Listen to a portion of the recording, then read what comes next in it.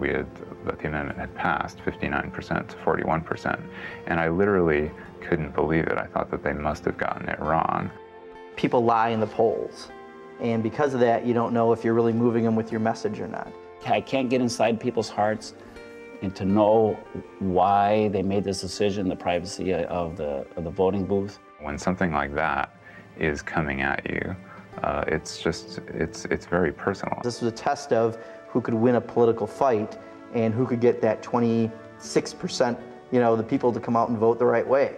And suddenly a very small part of the electorate are deciding something for everyone in the state.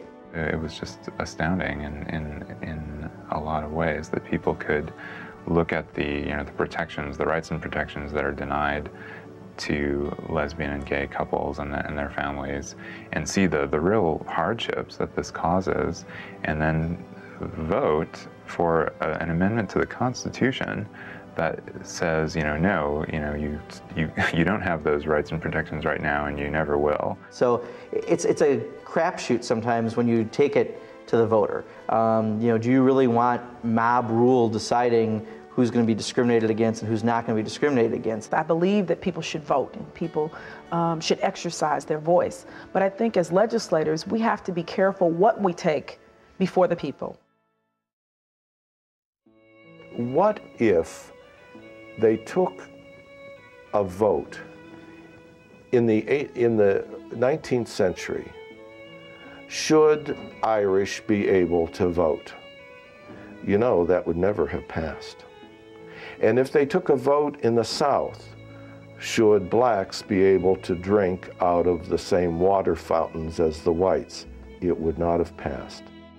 Voting on other people's rights clearly is discrimination. Doesn't make sense. This whole ballot issue it's divisive, it's mean-spirited, and the thought that children who are 8, 9, 10-year-olds who live with 2 moms or 2 dads should hear this stuff is unconscionable.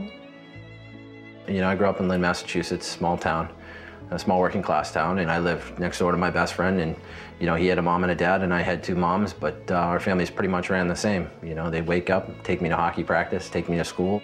I always thought my parents were heroes, because every kid, thinks their parents are heroes, but it was always a kind of a dream for them to be married. At the beginning of the night, I was a little nervous that there was going to be people there and, people being against what was happening. But when we walked outside and, 10,000 strong were screaming and yelling and throwing rice and stuff, it was pretty amazing. If all this was taken away from us, it'd be, absolutely devastating to my family.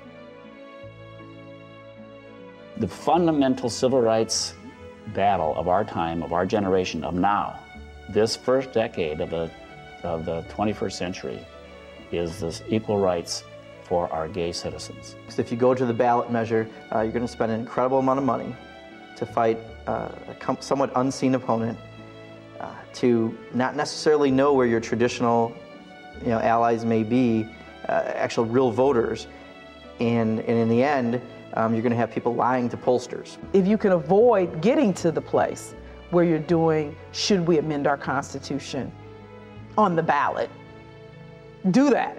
And Massachusetts will point the way, because marriage is the issue in Massachusetts, and it's going to be across this country. In time, we'll prevail. I'd just like it to be in my lifetime. I don't think it's a good idea ever to put, somebody's rights in the hands of another group of people.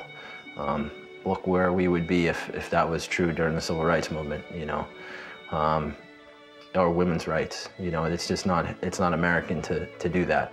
And the states that avoid going down the road that we've gone down will be ones will be in a position they'll be able to feel very superior and say, nope, we didn't go down that road. Lincoln put it beautifully. He asked the people of the country to listen to their better angels. That's what we need to do. Listen to our better angels.